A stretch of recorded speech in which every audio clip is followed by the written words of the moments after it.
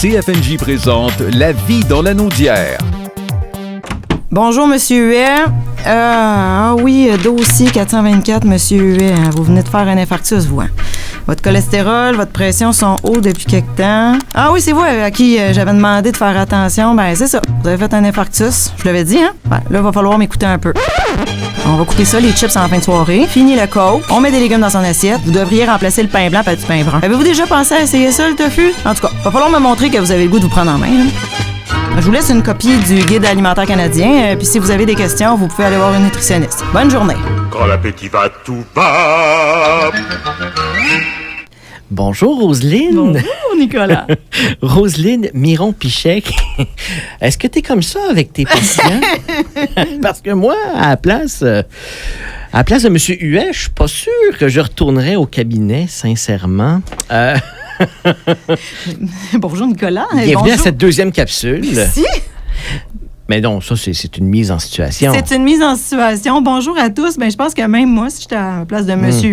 Huet, j'aurais le goût de ne pas revenir me voir. Hein, alors que le but, c'est pas ça. Non, le but, c'est que les gens reviennent nous voir, qu'on soit dans un partenariat. Bref, aujourd'hui, j'aimerais vous fournir quelques conseils pour tendre vers une saine alimentation, mais en gardant le plaisir de manger et sans se punir. Et c'est important parce que dans 2 semaines, c'est l'Halloween et on va manger des bonbons. Hein? Ah oui.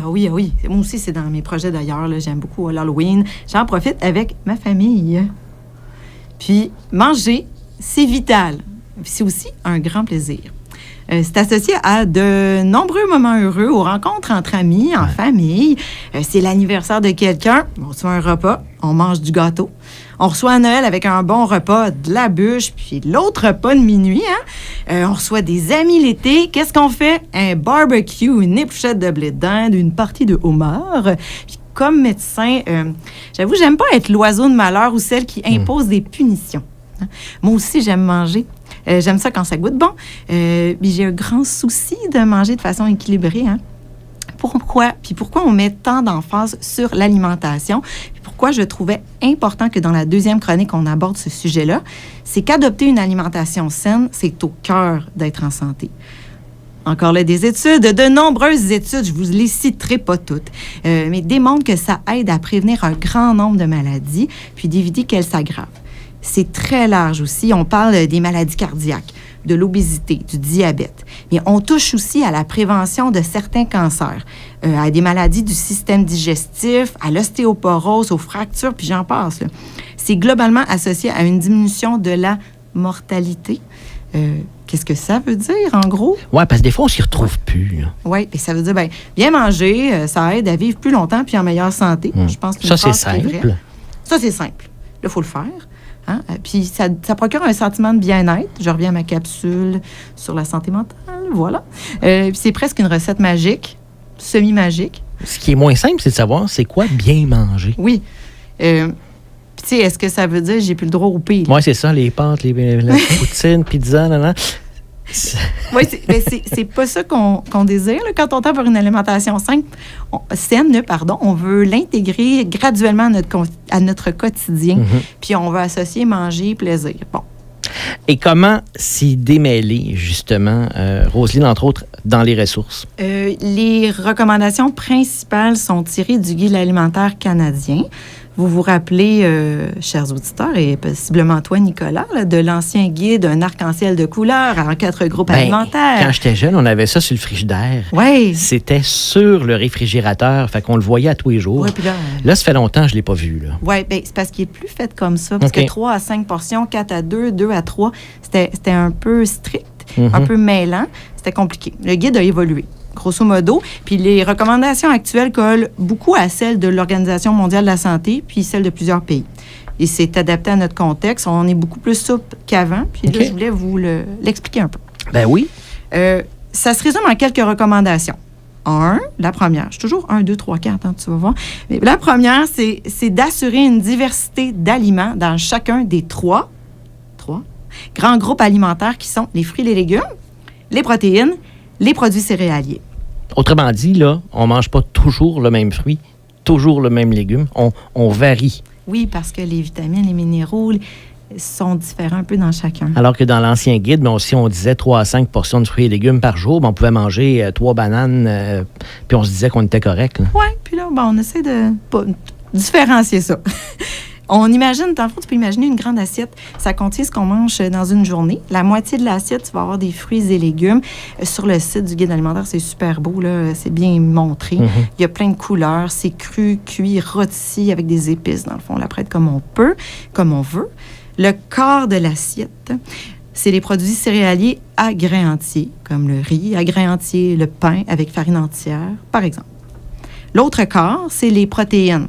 C'est les protéines animales comme les œufs, les poissons, les produits laitiers et la viande. Ça, tout le monde les connaît bien. Ça comprend aussi les protéines végétales. C'est celles qu'on invite les gens à prioriser, à découvrir parce qu'ils ont entre autres une teneur élevée en fibres.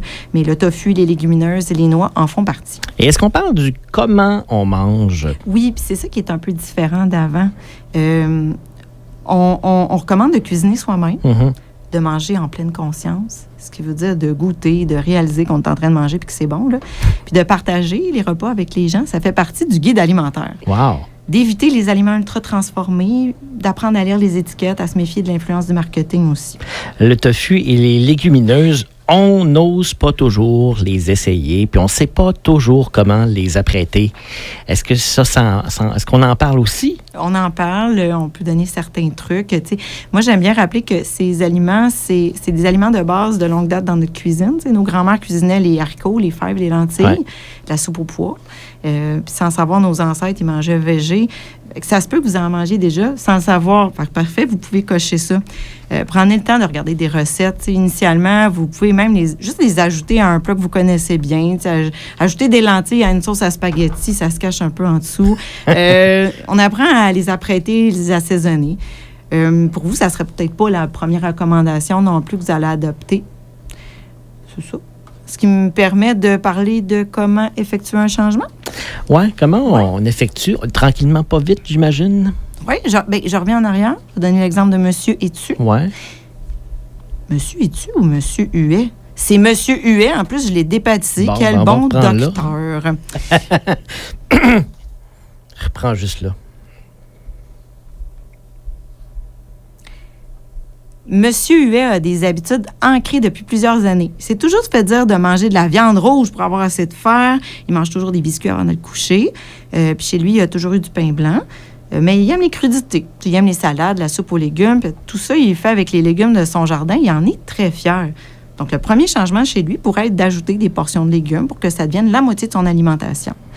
Conséquemment, il va augmenter son sentiment de satiété, celui d'être rassasié. Naturellement, ça peut amener à diminuer ses biscuits, par exemple, sans nécessairement tout couper d'un coup ou d'avoir l'impression d'être restreint. Bref, faites vos changements graduellement.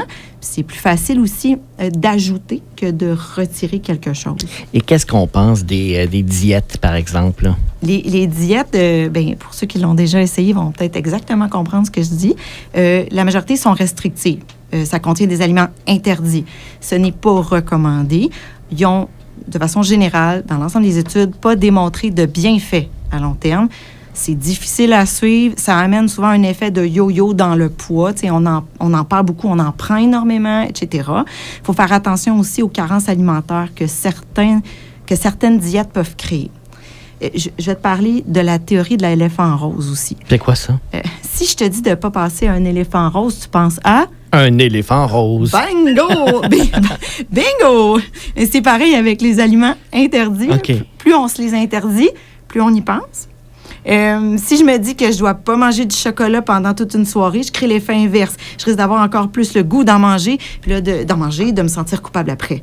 Aucun aliment n'est formellement interdit. Pour certains, on suggère juste d'en manger occasionnellement, mais de les savourer quand on en mange. C'est un bon gâteau, là, des guimauves pendant un feu de camp. Les bonbons d'Halloween. Faites-en pas votre repas. Mais quand c'est dans votre assiette, prenez le temps d'en profiter. Je pense que c'est ça qu'il faut retenir, finalement. T'sais, on prend le temps d'en profiter, puis on n'exagère pas. Oui. Hey, on est rendu à la fin. Déjà? Ben oui. J'essaie de te résumer ça en 4 phrases. Vas-y donc, 4 phrases 4 seulement. phrases. Défi. Une alimentation saine et équilibrée aide à rester en vie et en santé plus longtemps. C'est bon? Bien manger, c'est agréable et savoureux. On suit des recommandations fiables comme le Guide alimentaire canadien. On y va une bouchée à la fois dans nos changements.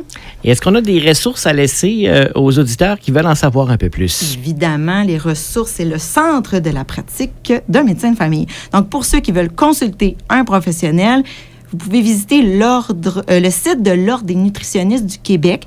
Le moteur de recherche est très simple et chouette à consulter.